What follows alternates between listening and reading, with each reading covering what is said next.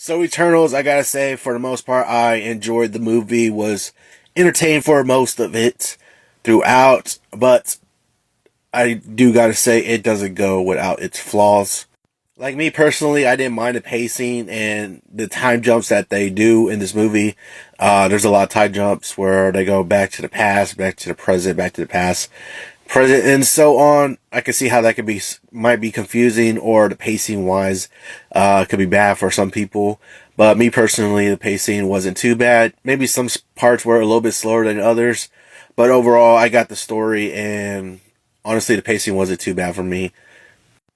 Thought the actors and actresses playing the characters did really good with their parts. Each one felt like they did really good. I really like seeing the lore, like with the time jumps and stuff, and then we go back in the past and all that. I really like seeing the lore of their history, their story, and just overall everything that they showed. I liked how the Eternals did not seem like they were like just perfect or anything. They really had their flaws, which I really like. You know, they had their flaws like any other human could have, and I really like that they did that for the story.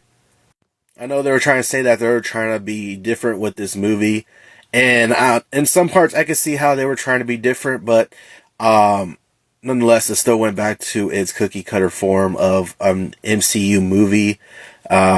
See, so like when they try to be different in some parts, it goes back to its center as an MCU movie, which isn't a bad thing or anything. But I see how it's like an MCU movie, like it definitely is. In some parts, it actually was visually stunning to see.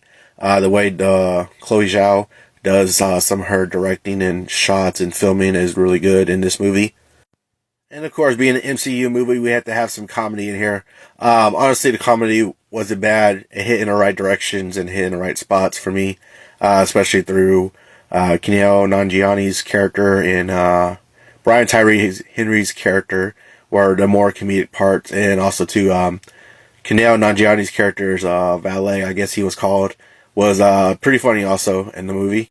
We got our typical third act battle going on, which wasn't bad. Honestly, it was pretty good. CGI was here and there, but overall, it was pretty good on the third act battle. But yeah, overall, I enjoyed it. I was entertained for the most part. Probably will watch it again eventually, whenever it's available somewhere else on streaming or something like that. But honestly, overall, good movie. I do recommend it. There is 2 post-credit scenes, so watch out for that.